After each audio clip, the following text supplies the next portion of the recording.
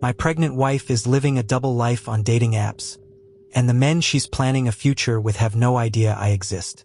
The blue light from her phone screen was the only thing illuminating the nursery we had spent the last 3 months painting in shades of sage and cream.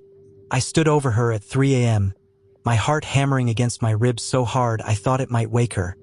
But she slept soundly, her hand resting on her 7-month pregnant belly. I had found her active Tinder profile by accident earlier that evening while trying to help her find a photo on her iPad. And the image of her smiling in a maternity dress with the caption "looking for a real man to start a new chapter with" had burned a hole in my brain. Now, with her phone unlocked in my hand, the nightmare wasn't just a single profile, it was an entire digital ecosystem of betrayal. There were dozens of threads. Not just casual chats, but deep, emotional, and financial negotiations with men who were ready to marry her, take her on baby moons to the Maldives, and provide her with what they called consistent funding. My mind was spinning because I looked at her, exhausted from the weight of the pregnancy, swollen and tired, and I couldn't wrap my head around the logistics. Why would these men want a woman who was carrying another man's child? Why was she, a woman I provided everything for, auditioning for a new life while I was still paying for the old one? I scrolled through a conversation with a man named Arthur, a high-level executive from Chicago. He had sent her thousands of dollars over the last 4 months. He called her his little miracle and talked about how he couldn't wait to meet their baby. My blood turned to ice. She had convinced this man, and at least 2 others, that I didn't exist, or better yet, that I was an abusive donor who had abandoned her. She was selling a fantasy of a vulnerable, beautiful mother-to-be who just needed a knight in shining armor to step in and save her. The messages were explicit, not just physically but emotionally. She told Arthur, "Eve never felt safe until I met you. This baby deserves a father like you, not the man who left me to drown." I was standing 5 feet away from her, the man who had rubbed her feet every night, who had attended every ultrasound, and who had just finished installing the car seat in my SUV. I didn't wake her up. I spent the rest of the night in my office, systematically recording every chat, every bank transfer, and every photo she had sent. The sheer scale of the operation was breathtaking. She had different personas for different men. With one, she was the intellectual soulmate; with another, she was the submissive damsel; with a third, she was a high-maintenance trophy who needed allowances for prenatal vitamins and designer baby clothes.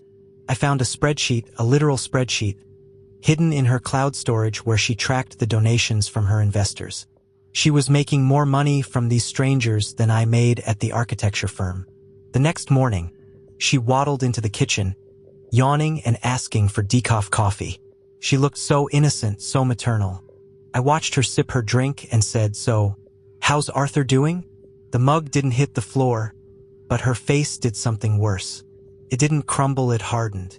The pregnancy brain fog she'd been complaining about for months evaporated in a second. She sat down, touched her belly, and said, "I did what I had to do for my future. You're a good man, Mark, but you're a teacher. You can't give us the life I want. Arthur can." I stared at her, genuinely wondering if I was having a psychotic break. I asked her, "You're pregnant with my son, and you're planning to let another man believe it's his? You're selling yourself to strangers while I'm upstairs sleeping?"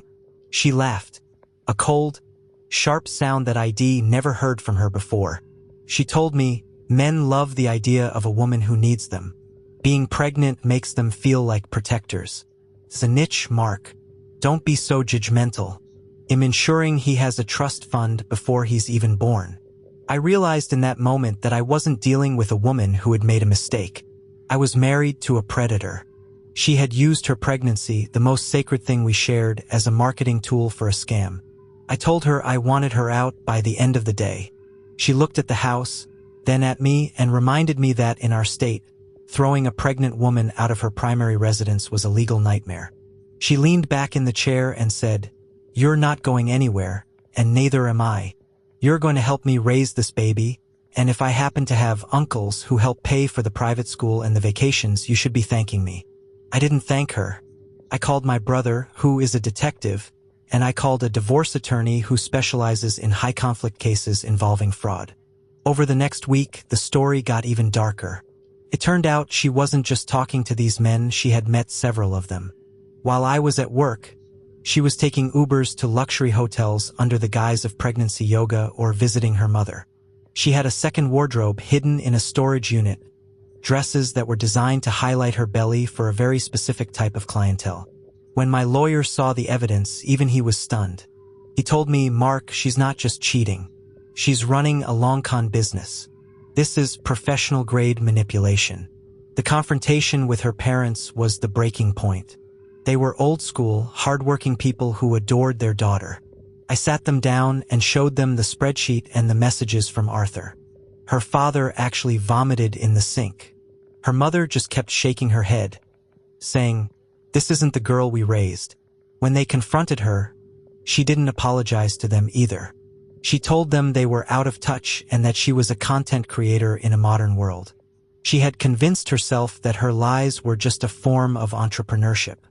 I moved into a small apartment and let the lawyers handle the rest. The most painful part was the birth. I was there, in the room, because I refused to let my son be born into her web of lies without me being his anchor. But as I held him for the first time, I saw her checking her phone over my shoulder. She was probably texting Arthur a photo of his son to trigger the next wire transfer. I felt a wave of nausea so strong I had to hand the baby to a nurse. The divorce was a bloodbath. Because I had the evidence of her income, she was denied the massive alimony she was seeking. But the battle for the baby is still ongoing. She's using him as a pawn, telling the court I'm unstable and obsessed with her past hobbies. She still sees those men. She moved into a condo paid for by a friend she met on an app called Mommy to Be Match. My son is now 6 months old, and every time I pick him up for my court-ordered weekend, I wonder what version of reality she's feeding the man who is currently paying her rent.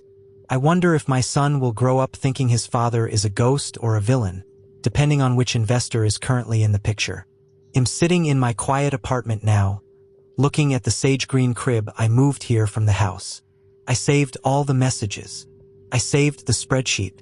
I saved the photos of the uncles.